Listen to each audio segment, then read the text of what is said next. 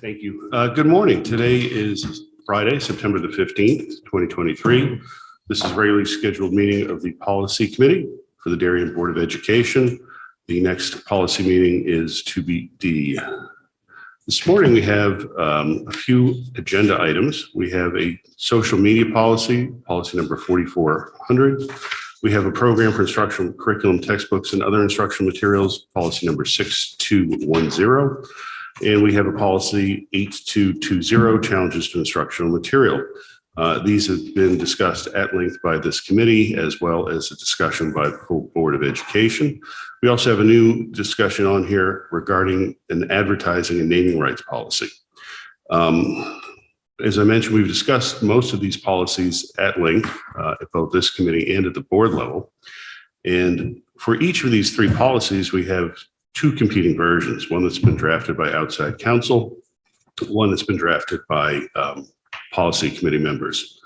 I think in the interest of time, given the robust discussion that's already occurred, what I think would be best to do would be to take a poll and see if there's any interest in taking action by the current policy committee members on each of these particular items, and then perhaps moving through to see if there's interest in making motions to approve either version.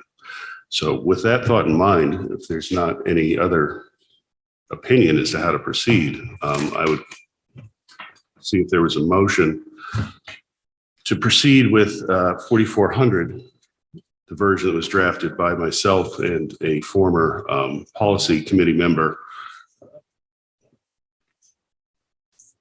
So that's news to me. It was my understanding that it was only you that drafted that. Was Ms. Worm involved in drafting those policies as well? So is there any interest in proceeding with that? Can you please answer my question? You might want to keep up with your email, Sarah. I mean, yes, the answer is yes. Okay, thank you. Thank you. I am in favor of moving forward with Shippen and Goodwin's version of 4400. So I would ask for that motion in a moment. Is there a motion on moving We don't forward make this? motions as committees. It's a consensus that we move to the full board. So there's no interest. There's absolutely interest for me to move Shipman and Goodwin's version. But no, to the to full answer your question, I'm not interested Okay, in so the moving answer is no forward there. on the Is policy. the answer yes or no? board. The motion you've drafted, your draft? That's correct. Yes, I do not want, I would like Shipman and Goodwin's version, not yours. So yes, you want to move. Question. So is it yes, you want to move ahead, or no, you don't want to move ahead with that? I'm sorry. Not with yours. Thank you. That was the answer I was looking for. So the answer is no. So we have two no's, one yes. So that motion for consensus will fail. We have 4400 drafted by Shipman and Goodwin. Is there interest in moving ahead and trying to adopt that as a policy committee meeting? Yes, I have a couple questions about it. Okay. I agree. Okay, fine. We'll move forward with that. Questions? So I have a question. We talked about, sorry, yeah, I just want to recognize oh, that sorry. we have Jessica Richmond-Smith here from Shippen and Goodwin. Jessica was here originally at our request to talk through Mr. Brown's version. If the board would like to go through that and hear Attorney Smith's comments on that, and or to comment on the version that we previously presented here administratively. I think that would be a helpful exercise myself. I think there's been a lot of discussion about the process moving forward, and it's been suggested several times that what was asked for was just a couple easy, quick questions to check with Shippen and Goodwin on, and what I saw didn't look to me like it was an easy lift. It looked like it took quite a bit of work, and I'd like to understand a little bit what kind of work went into that. Is that okay? Dave, or I just want to recognize who's sitting at the table, obviously, and the purpose. No, I'm not sure why we're talking about the prior version, because we've already decided there's no interest in that. So if we would like, I believe the question was regarding the version presented by Shipman and Goodwin. That would make sense to me to look at. Okay, if that's the committee's choice, that's fine.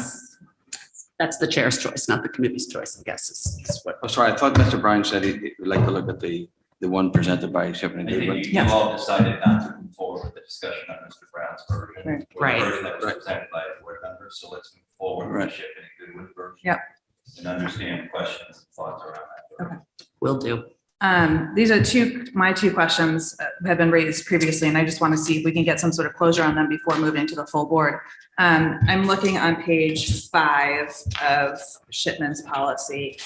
The second bullet point down, it's about employee must set up the club, et cetera, is a group list, which will be closed. And we've had some discussion about whether some of these accounts should be open, available to the public, whether it's, an elementary school parent wanting to look at a high school account, or somebody moving to town wants to look at what a specific elementary school, music teacher is doing, that kind of stuff.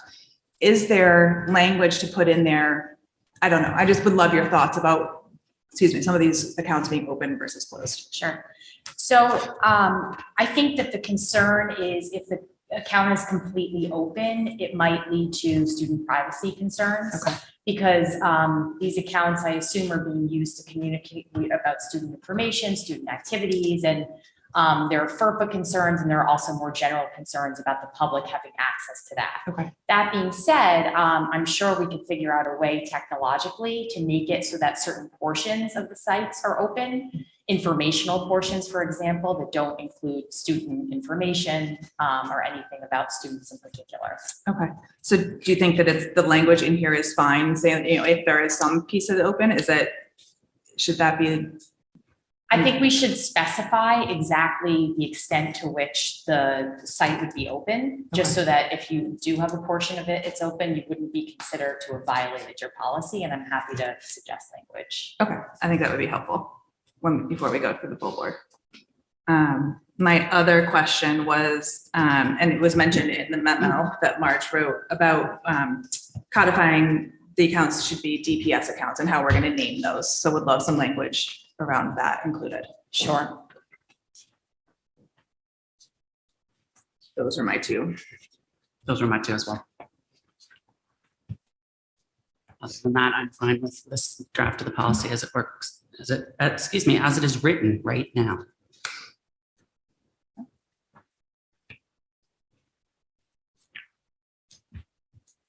So is there a consensus on moving this forward to the full board?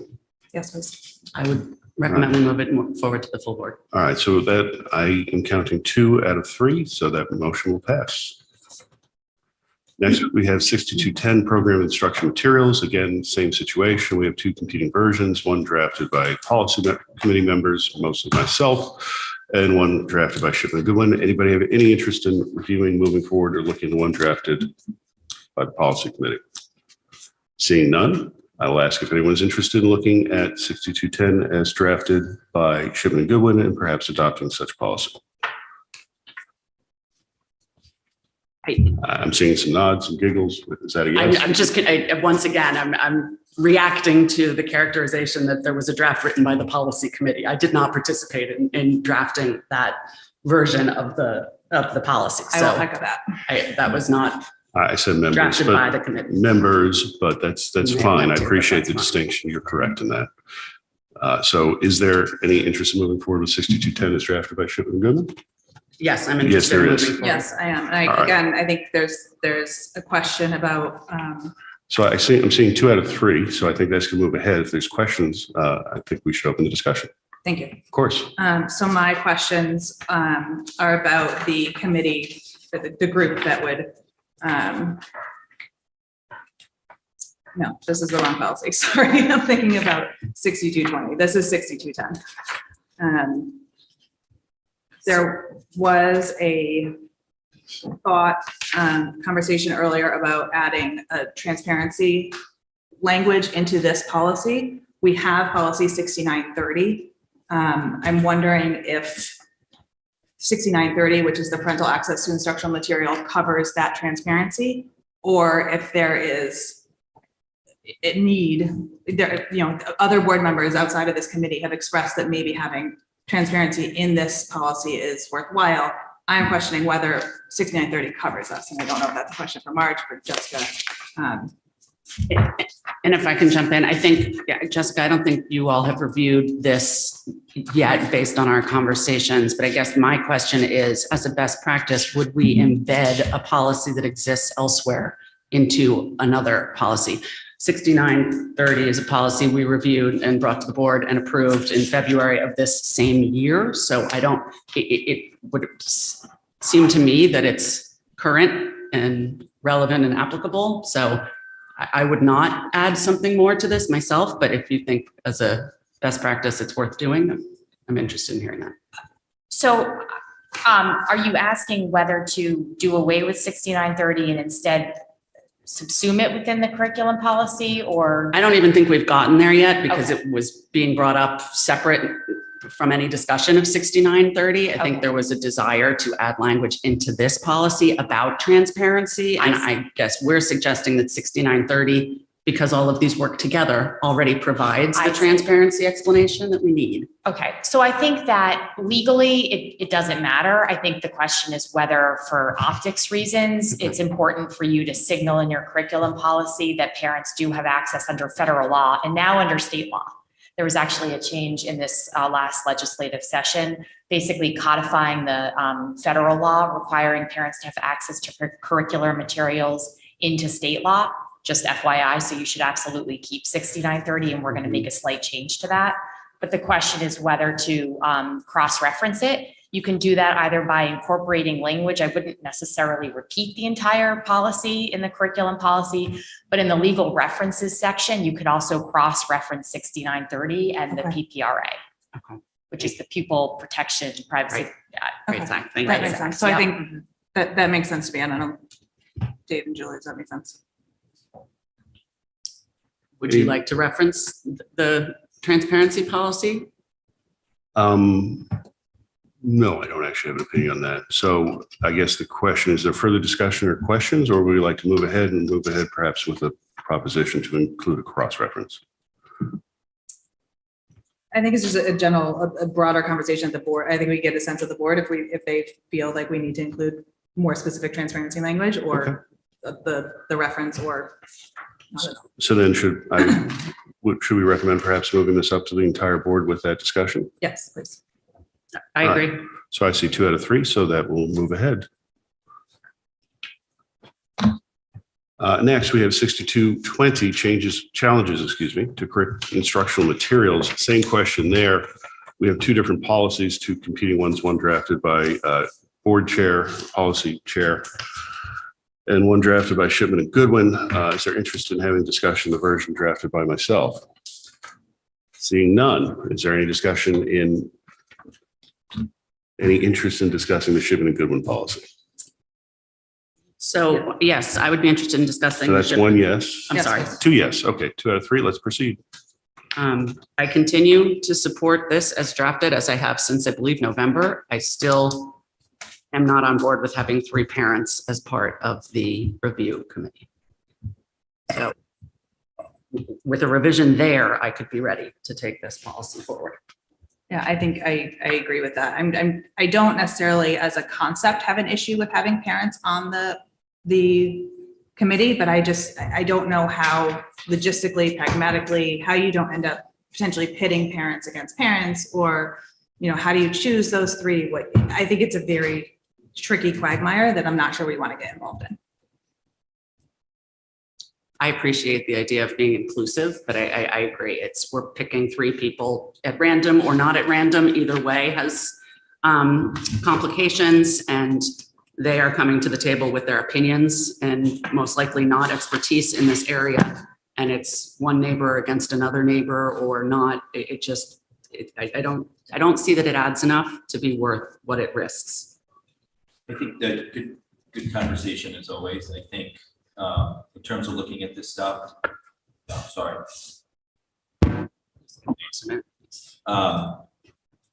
I think this should just be bumped up and have a broader conversation with the board as to what the composition of that process looks like. Because I do think we have to make sure everyone understands what process we're going to go through to put anyone on some review board, whether it's strictly, people from the district staff or whether we include parents. Let's just have a broader discussion at the board level. So it is okay to move it. It is okay to move a policy if there's discussion or differences or other ways for clarification and further discussion with the board. You so ways to do that. And again, maybe Alan, it's I can't think I remember reading it, but maybe also from a board perspective, a refresh on anything that's out there from a district standpoint in terms of how this is done in other districts, who participates and how they go through the process of putting that type of review board or committee together. Yeah. We could, Mr. Chairman, we do have the attorney here. Some reference for that might be helpful right now. If Jessica's That's willing. okay. That's fine. Well, I have to be careful about talking about other clients, but I Yeah. will say generally, I'm aware of this process having just occurred in another district. And I think your point about appointing parents to the committee is well taken. I think it's challenging to decide which parents would be on the committee. I think there are other ways to do it. For example, this is just an example, you might decide that certain PTA presidents are the parents to be appointed. And the premise there being that they're already representative of a certain portion of the community. I have seen that leaving it to the superintendent's discretion can put a burden on the superintendent and can create rifts, but it's just something to think about. In terms of the process, was that the question, how it's done? Yeah. Or how it What plays other out? districts have done? This is from Westport, right? This is pretty much what they have known or I took it from Westport. Dr. Adley and I made a couple of changes. Okay. But it's based off of. because I hadn't really found. Gotcha. And again, I want to be careful about speaking about specific other districts, but I know that it's worked well from what I could see. But again, the only thing I would point to is what you already have pointed to, which is how do you exercise the discretion with regard to appointing community members or parents? Thanks. I would just comment that I think back to Mr. Buckley's comment that he'd rather have, instead of 100 senators, the 100 random people out of the Boston phone book governing. And I think that having involvement of community members is very important, and that not having that input, whether there be disputes or various points of view, I think losing that input and going to nameless, faceless experts is a mistake. However, it seems we are moving in that direction. So I would counter that and suggest maybe it is important to have outsiders be able to come in and have their opinions heard. That's why I think it needs to be bumped up to the board. Oh, agreed. I think we get plenty of feedback from parents, whether it's at public meetings, whether it's the emails, whether they bump up the challenge to us. I think we have to balance that.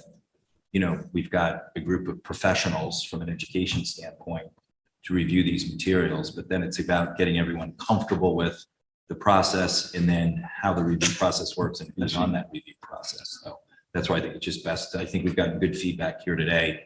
Let's just have a little broader conversation from the board perspective. Anyone has any additional questions around this, we can bump them up to you, Dave, or myself, and we'll wrangle with those before the next board meeting. Couldn't agree more. I just wanted to comment and leave that marker there before this moved forward. Thank you. As part of the conversation. Any other comments or thoughts on this? All right, so it looks like we'll move this up to the entire board. So moving to agenda item 2, discussions on matters relating to the consideration of a new advertising and naming rights policy. Any comments, questions, thoughts? Just context, the naming rights policy isn't really part of this discussion. The board agreed to separate it at the last meeting. So it's really not a part of this particular discussion at this particular point.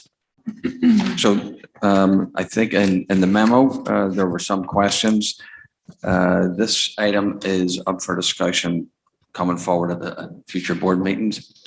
And with discussions between Human Resources, Business Office, myself, we were looking to see if we can get a wee bit more guidance on some of the basic questions here, or maybe they're not so basic, just for direction as we actually go down this way. We have a couple of policies that will be available to us, but we just want to get a wee insight. And if that needs to go back to the board for the similar discussion, that's okay too. But I think that Marge had outlined these in the memorandum. If you can reference them, and perhaps we could reflect on them and just. Yeah, so I think, sorry. No, go ahead, Sarah, let's keep this. So I think that the first thing we need to solve is, what is the objective? What are we looking to do? And if we are looking to reduce our budget, are we looking to add revenue, to add additional things to our budget? Are we looking to, just why are we doing this? I do think it's a fine idea. I'm not opposed to it. I just think we have to figure out kind of what we're doing and why we're doing it. I think to your point about staffing, who's going to go out and get these ads? Who's going to approve them? Who's going to, there's a lot of steps involved. that we need to think through. Is this going to be an added burden on Rich? Is this going to be an added burden on you? I mean, what costs are associated with that? I think it raises a lot of questions that need to be solved before we can put together a policy, I think. So Let's go to Julie. sorry. Thank you. Thanks. I'm going to back it up even a little bit more because this is really the first time we're getting into a conversation on this. So looking at the example policies was very helpful. Mr. Seedy had forwarded an article, which was also very helpful to understand some of what goes on in Wilton. I think there's some great information here for us to take forward and prepare a conversation for the larger board, because personally, I feel like there are some big picture questions that you sort of just tapped into a little bit, Sarah, that we need to address. What is the objective? But either at a bigger level, like if you look at the examples in our packet today, Richfield has our resources are meant for educational purposes only. They are not to be used for revenue generators, whereas Wilton has clearly made a very concerted effort to bring in revenue with advertising, et cetera. So we need to talk philosophically about how we want to move forward as a board. And from there, I think then we need to talk about what our objectives are a little bit. Are we trying to, or maybe that's not the right order, but these are things I think we need to discuss. Are we looking to increase revenue?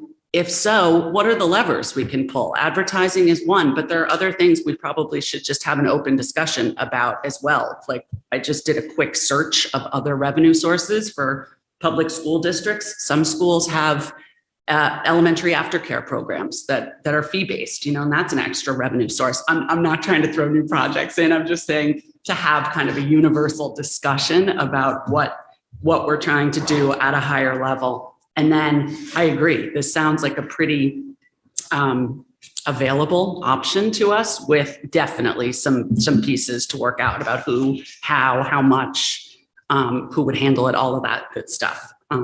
So that's there too. I do feel like since Mr. Rudel is not here, that I have an obligation to say that his experience with advertising has been that the revenues have gone to the booster clubs. And that they've then purchased things for the district. I think that Jessica may need to do some research on how the mechanics, but he's particularly concerned if the revenues are coming to the district about who's going to go and solicit advertisements, because that I don't think he has the staff for that. And there was interesting information as far as setting up a 501c3 so that advertisers are making a charitable donation, and it behooves them to want to. I mean, there are interesting things to figure out. But I don't think we're at the draft of policy place just yet, I guess is where I'm going. I guess I'll throw my 2 cents. I looked at the 2 policy samples that were given. I thought that the Weston one, the standards that were in there were extremely vague from a policy level, very subjective. So I thought that would be difficult to adopt. I thought the Wilton one was a little tighter. Just as a general matter, and again, Rich isn't here, so I'm not sure who to address this, but really I don't understand why we're considering this. I have no idea what the scope is dollar-wise. I don't understand what problem we're trying to solve deficit-wise. And honestly, I've gone up to some of the other fields and seen the advertising. I go to our fields that are clean and pristine and for us, and I kind of think it's not a bad flex in a way that we don't need your sign on the backfield wall. Like it's tacky. So as a personal matter, I just kind of like the way we do it now. And I'm not very interested in pursuing this, but look forward to learning more. And perhaps there's a giant financial opportunity that we should be capitalizing on that I don't yet understand, but it seems like this is going to the full board for further discussion. So this was originally back in the budget process, referenced back to the policy committee as a revenue source, simply as that. And they asked us to take a look at that under that consideration. And would there be any consideration of bringing such a policy forward? That was the charge at the time. Yeah. Go ahead, Jessica. Yeah, my one, I wasn't necessarily prepared to talk about this, but since I'm sitting here, you can get your money's worth. My one comment would be that I would suggest thinking hard about how you describe the advertisements that are permissible and not permissible, because it could become a free speech issue. Okay. Do you have any guidance about, I think the incentive of having a 501c3, people being able to donate and then getting the write-off for that, I think that's an incentive for a lot of people to advertise. Is that if an organization were to donate to the Darien Public Schools, they can't do that, correct? Like they can, If they were to donate, like writing the check to Darien Public Schools. Do you then get the text letter? You do, right? To hang a banner on the Yes. Yeah. stadium. Okay, so we don't have to create a separate 501c3. If it's a different organization. Great. I can't answer that off the top of my head. That's something I need to look into. What I do know, and I think I saw this just quickly flipping through these policies, is it's very important not to tie the contribution or the money that's put in through advertising to any specific responsibility that would be put onto the school district, which is probably obvious, but something to probably put in your policy if you have one.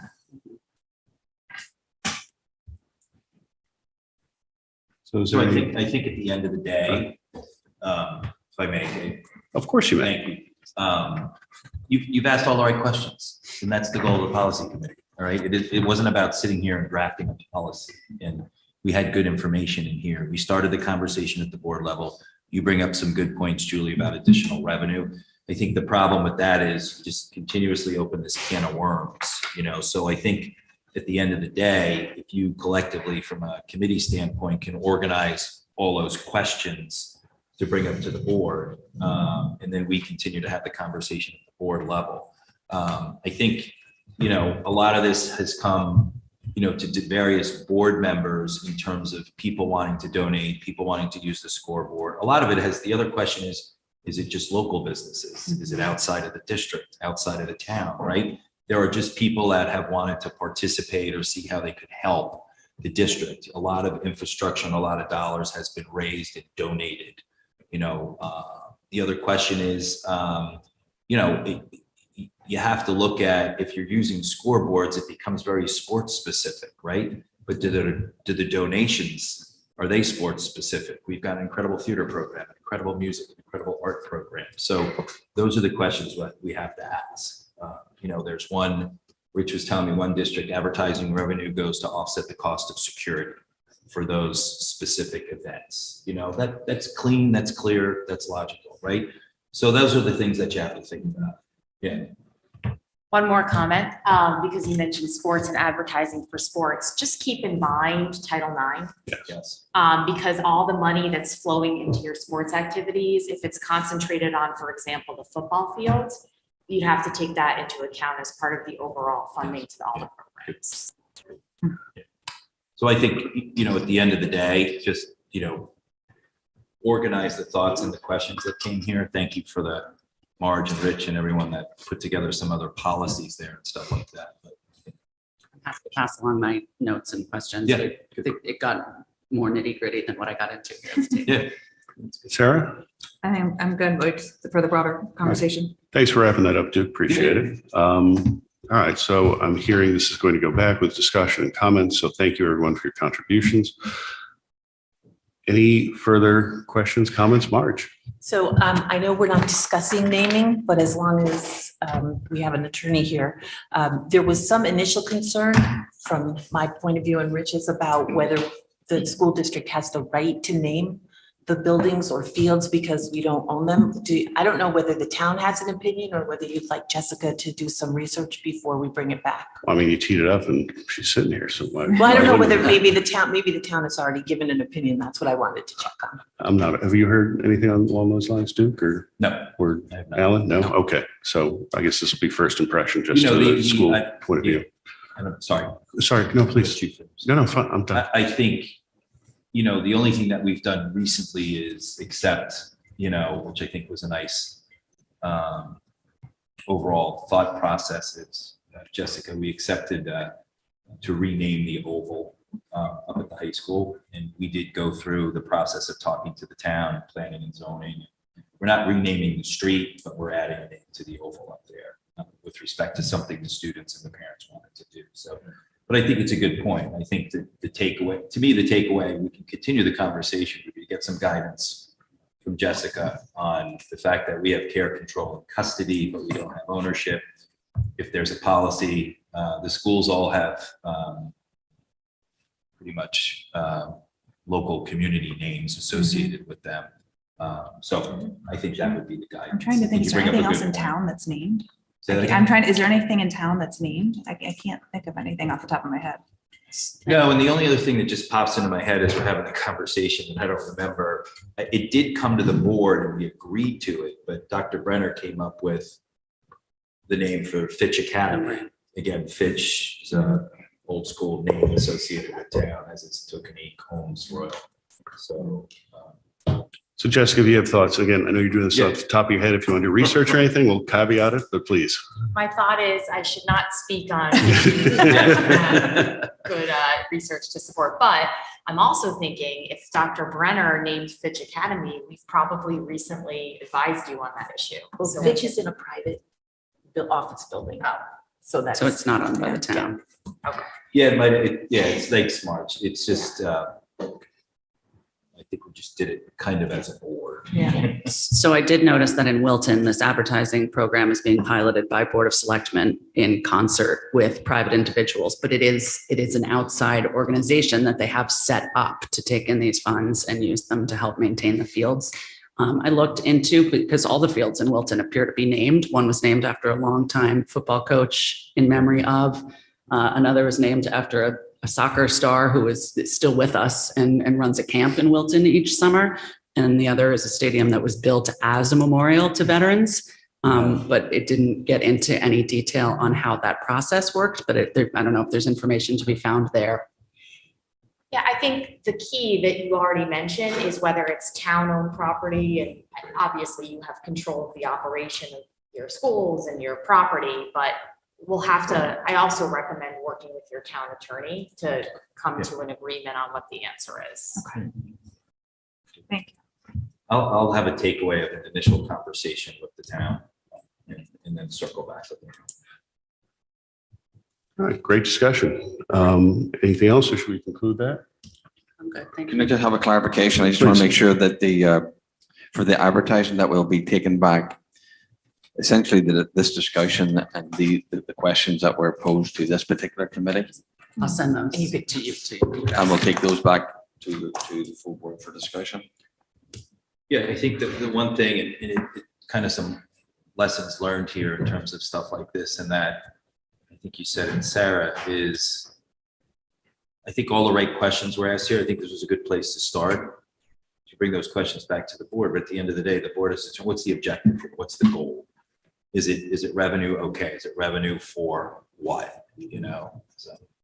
I know I don't want to be speculative, but my recollection of it was just simply it wouldn't go to any particular program. It would just offset the budget. That was my original recollection of it, but that may be different and it may have changed.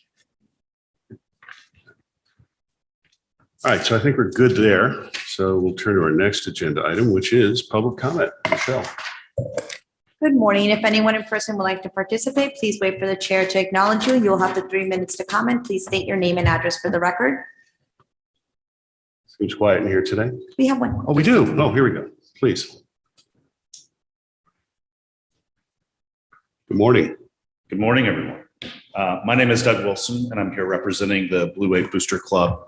We are a registered 501c3 nonprofit here in town. We represent all sports teams in Darien High School, and we are Title IX compliant.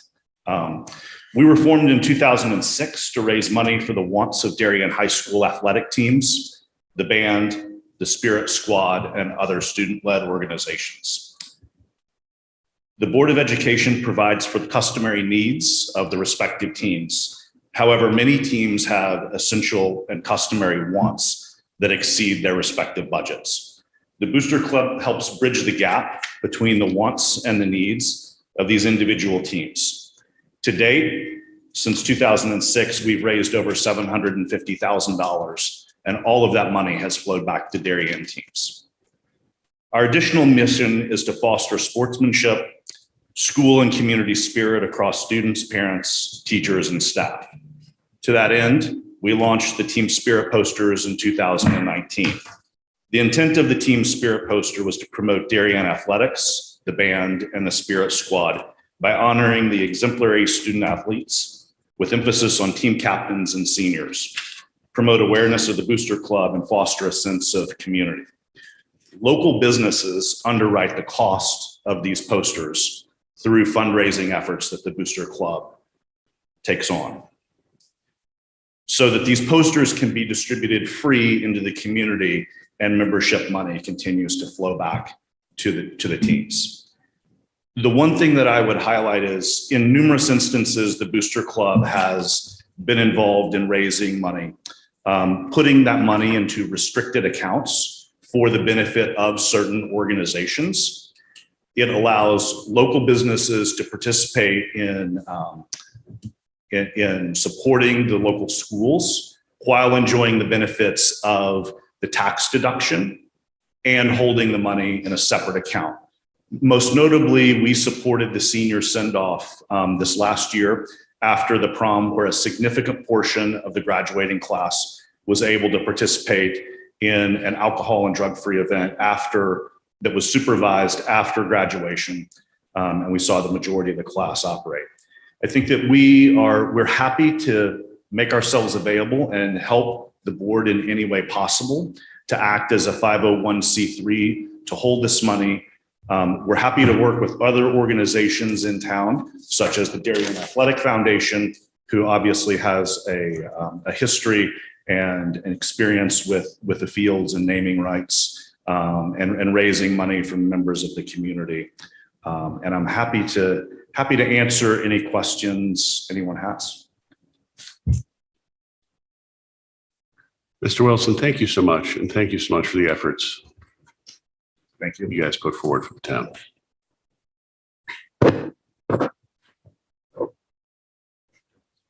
Yes. Come on down. John Cini, a member of the board. So two things.